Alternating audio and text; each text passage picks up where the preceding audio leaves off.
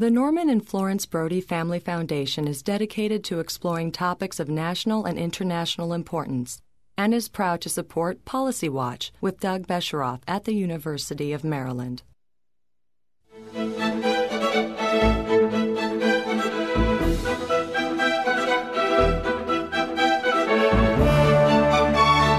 the University of Maryland, this is Policy Watch with Doug Besheroff. The post-Watergate reforms of 1974 have altered political campaign funding by defining monetary limitations on contributions. How have these reforms and the creation of soft money transformed today's campaigning? For further insight on how they affect fundraising, campaign spending, and the concept of public financing, Policy Watch welcomes Jeffrey Birnbaum, an award-winning author and columnist for The Washington Post. And now, Doug Besheroff. Jeff Birnbaum. Welcome back to Policy Watch. It's actually your third time, so we're delighted. In our last program, we discussed Washington lobbyists, drawing on your long experience in Washington and the fact that you write a column for the Washington Post called In the Loop on K Street. K Street is where the lobbyists are said to inhabit, but they're now all over town. And you wrote, but I want to talk in this show about campaign fundraising. And the starting point is your book, The Money Men, which you wrote a few years ago, but money has apparently become even more important in politics. As we talk, there are estimates that the 2008 presidential election will be the first billion-dollar presidential election. And my impression, we'll explore it in the program, is that you ain't seen nothing yet, there's no natural stopping to this, but I'm getting ahead of the story. This all campaign finance reform had its major impetus, right? Nixon, Richard Nixon, and Watergate. Before coming here today, I Googled suitcase Richard Nixon. That's all right? And I came up with the story of $700,000 in one suitcase that made its way from Mexico to the U.S., and people didn't exactly know what to do with this. So that gave rise to the post-Watergate 1974 reforms. Tell us a little bit about those reforms, what they were intended to do and how well they did it. Well, they were to do away with cash. Actually, most people think that money to members of Congress back then were in bags. In fact, my research indicates that it was mostly envelopes. But the cash exchange was done away with. There all sorts of new disclosure requirements were included, including political action committees were codified in a way that actually allowed them to explode in numbers. But in any case, the ability to follow the money so that there were not money was not under the table, and that you could have some idea who was giving how much to whom. That's really what the 1970s campaign finance reforms were all about. And a cap on individual. That's right. Limits that were eventually upheld so that there was not the appearance of corruption. There were, for the first time, even though there is a lot of tension between the First Amendment, the right for free speech, and how many limits you could place on the amount of money that you give to candidates, because the Supreme Court has also ruled, in effect, that money equals speech, and therefore putting too many limits on it infringes on the First Amendment. But even within that First Amendment right, you can avoid the appearance of corruption by placing limits on the amount of money that can be given by individuals and other entities, including political action committees or PACs, which really are collections, pools of money from individuals that are dispersed for interests, which cannot give money themselves to candidates, such as corporations and labor unions. So one purpose was to prevent people with a lot of money, or organizations with a lot of money, from using that in a disproportionate way, whether it's using it in a way that would appear to corrupt the system. The problem with that set of changes, and even the more recent ones, is that I've always thought of money in politics like water running down a mountain. You could try to dam it, to stop it, to prevent it, but it will always find a way. And that has been the history of campaign finance reforms. As I mentioned in the 70s, the creation of political action committees, or a pool of money from individuals that is directed by entities which cannot in and of themselves give money to candidates, such as corporations and labor unions. But they can have their members put money into a political action committee, and then from that pool of money give money to candidates. And what's the theory of why that would be legal? Why does the law allow that to happen? I think I'll give you three words that you never hear from people in Washington. I don't know. I don't know. I'm not a lawyer. It just seemed a little bit like laundering money.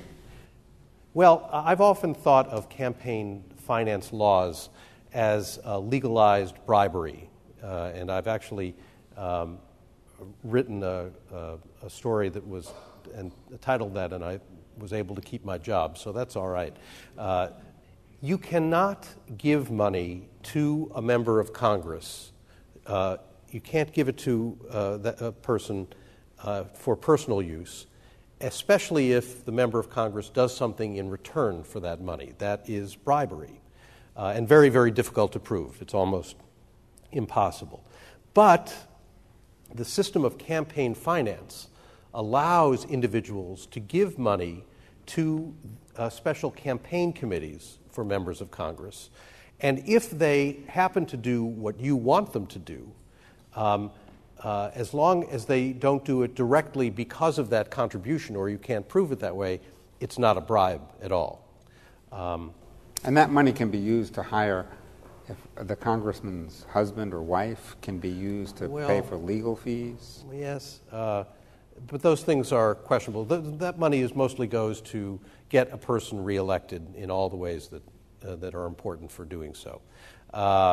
Consultants, yard signs, advertising, things like that.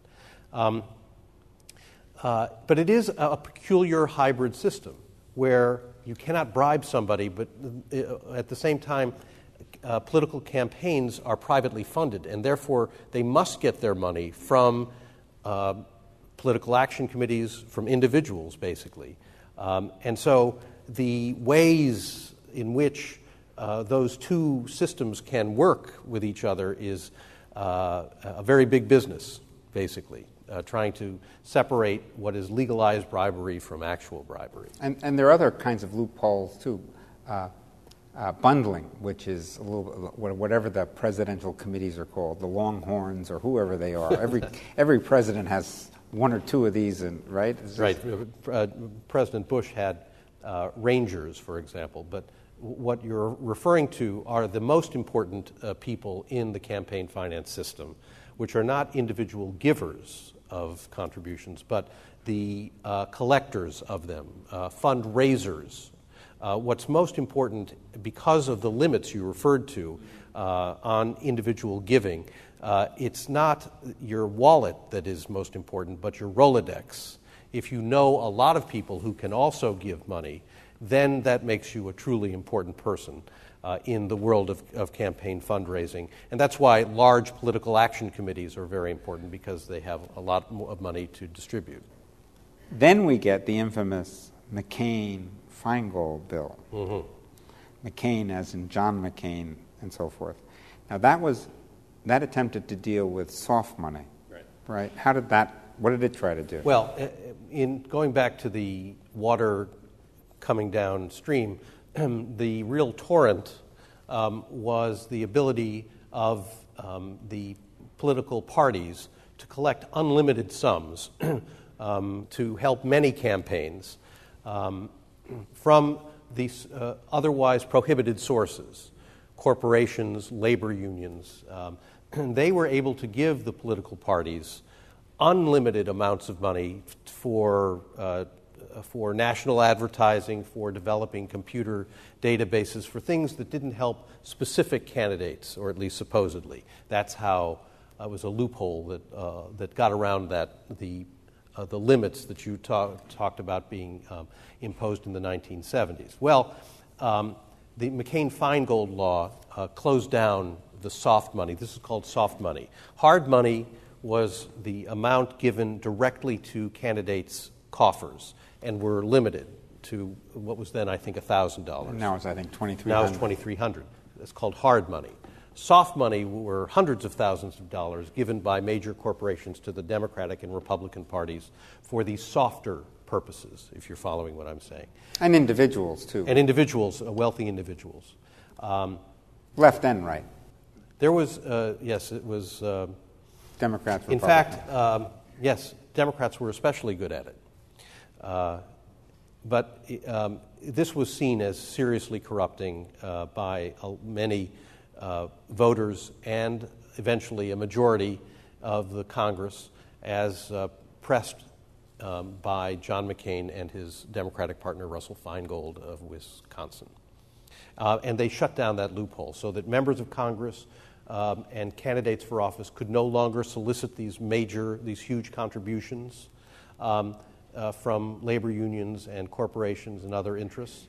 And in fact, the parties could no longer accept these massive contributions. But other things were done to compensate for that disadvantage. The amount of individual contributions was doubled, more or less, and indexed to inflation. That's why the individual contribution per election went from $1,000 now to $2,300. And in fact, the primary is one election and the general is another election, that is so correct. it's actually $4,600. That's correct, per person, and you could double that again for couples. And the amounts of money, hard money, because that's the only kind of money that's allowed now, to the political parties, state parties, and national parties was also increased, so that a person now in an election cycle can give over $100,000 in political contributions, which is less than $500,000, but is nonetheless a good deal of money. And at least the McCain campaign, I don't know, I assume it's both, but I don't know for a fact, have now created a fundraising approach that says, we want you to give to this max of $100,000 or whatever, $2,300 to the candidate, X amount for the party, the national party, and some for the state party. Right. These are called victory funds, loosely speaking, and they each have their own names. And so you can, it's actually an interesting sign of the times that because Obama is such a successful fundraiser, by putting together these roughly $70,000 per person packages of contributions that he's soliciting, he is actually helping the underfunded Democratic National Committee, whereas John McCain, who has been having trouble himself raising money, relatively speaking, he's using the the superior ability of the Republican National Committee to get money to his campaign by using these packages. Now, we've talked this one, we never even got to the 527s. What is a 527? A 527 was also created by the McCain-Feingold law. It is a political committee, basically, that discloses its contributions to the Internal Revenue Service. So you can get some idea of how much these groups have. But this is another way in the river down the mountain theme for large contributions to still play a major role in elections. The soft money can no longer go to the political parties, but they can go to these independent groups which can and will spend large amounts of money on advertising, often attack ads, for and against the clients, the candidates they support. Now, the key legal word there is independent. That's right. And many people think that these committees on both sides are not that independent. Right. And there are a very elaborate set of rules about how much communication can be had between the candidates' offices and 527s. And other entities. There are all sorts of structures where money, large money, can find its way into the political debate. As long as you don't name a candidate but talk about an issue perhaps, these issue campaigns are very potent weapons and will be potent weapons. So despite these two waves of reform, there still is large money. And maybe because of these waves of reform, I think it's fair to say that there is large money that will play a role in this year's election. Yeah, I know we both want to get to the massive amount of money coming in, actually to all the candidates now. But I want to stay with this for just a minute. It's also the case under these reforms that very wealthy candidates have a tremendous advantage. The mayor of New York outspends his rival by just writing his own check, Bloomberg. Mitt Romney put many millions into his campaign. Hillary Clinton, $10 or more million into her campaign. That doesn't seem exactly right either. I'm going to stay away from right and wrong Okay. on this one, but odd, imbalanced. There are provisions, I think, in McCain-Feingold that allow the limits for challengers to millionaire self-contributors to be lifted, and so that they are able to get more money from the public and spend more. So this is clearly an issue. But it is also a reason why both political parties often do recruit millionaires who can self-finance, because you don't have to spend as much time raising money, and a lot of politicians spend at least a third of their time, sometimes 2/3 of their time on the phone dialing for dollars because money is so important. And there are all rules about that. Al Gore couldn't call from his residence, or he couldn't call from his office. From his office. Actually, he could, because there was one designated phone that was the political phone, like the bat phone. And members of Congress leave the Capitol and go to either the Republican or the Democratic national headquarters with their little cubbies. Yes. And they make their phone calls. Right. They have donor lists, and they go down them and beg for cash. Now, we've been waiting to talk about this. One fellow who apparently doesn't have to do that so much anymore is named Barack Obama. Mm-hmm. And this is because the money's rolling in. Well, the fuller story is actually a little more interesting, I think. The real first success story on internet fundraising, which is you simply go online and use your credit card and click your way through, was John McCain after the New Hampshire primary in 2000, in which he beat George W. Bush. He raised overnight, as I remember it, $1 million or something very large. If I got that wrong, please forgive me. But it was a massive amount of money because of his surprise success against the frontrunner. But Barack Obama is the first candidate to really realize the potential of the internet when it comes to fundraising. He created a movement, I think it's fair to say, that his candidacy is not just support for a politician, but is a very broad movement for change that he sits atop of. He has 1.5 million contributors, which is several times larger than any previous presidential candidate has ever accumulated. And the potential for starting with that base is so large that the irony here, yet another one, is that he is the first major party presidential candidate to say no to public financing, which is really the goal of all campaign reformers. Public financing is what they see as the real answer. But the movement, the anti-Washington, the most serious anti-Washington outsider running for president is the one who is giving a stiff arm to public financing. I have two reactions, I must say, to all this. First, this is a great deal of money, and I know Newt Gingrich used to say the problem with campaign finances, there's not enough money in political campaigns. Not that there's too little. Spoken like a true leader of the party. Is there, since I think we're on the road to vast increases in campaign spending, is that a good thing or a bad thing? Well, it is. So, and I don't believe anybody is seriously thinking about limiting the amount of campaign spending overall. Except for those people, I shouldn't say that. There is a strong movement to expand public financing. There are several states that now use public financing. I'm not sure that I agree with the proposition that money equals evil in all things, and certainly in politics. And certainly the twist of the internet puts a whole new spin on this.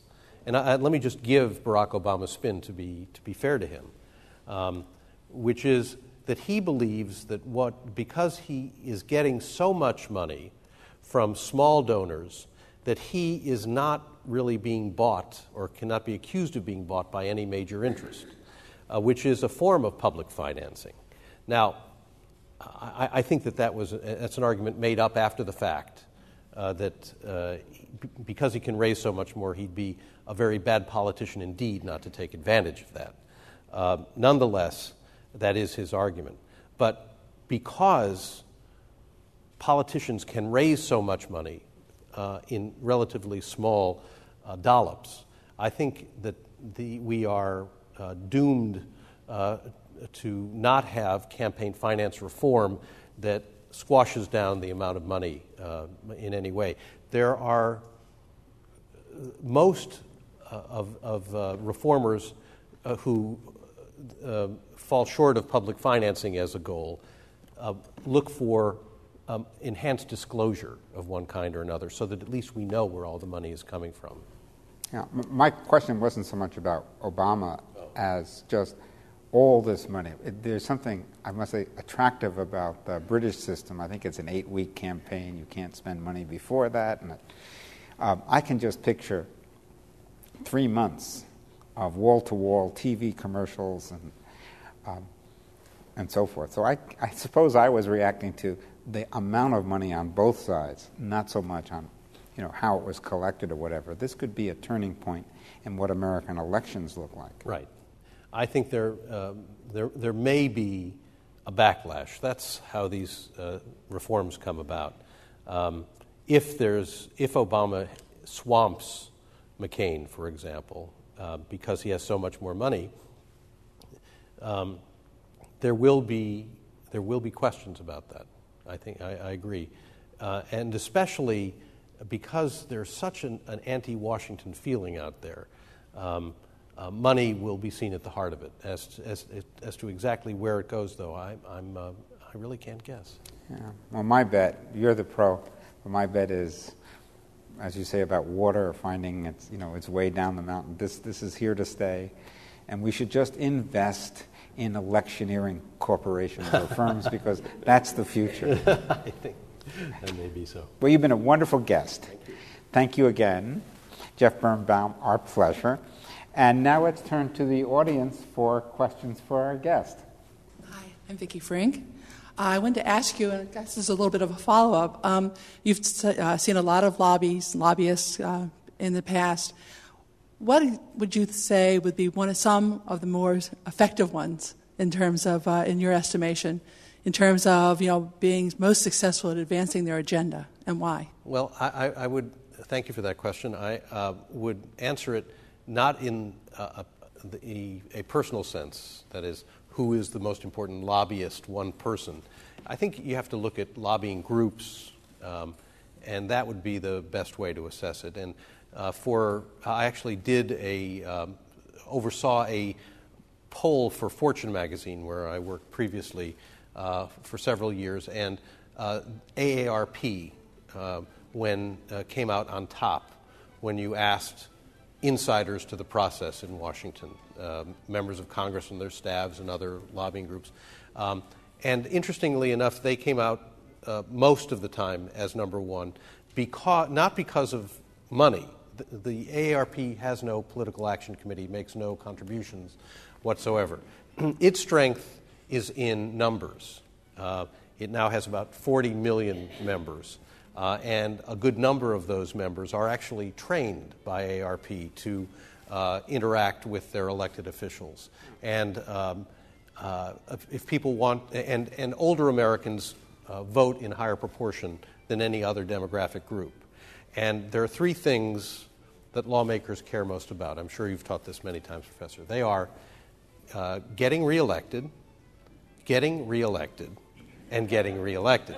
And so if members of Congress want to get reelected, they do not want to cross anyone with as large a block of voters in their districts and states as AARP. And thank you very much, Jeff Birnbaum. Thank you for being with us again, and come back soon. Thank you so much.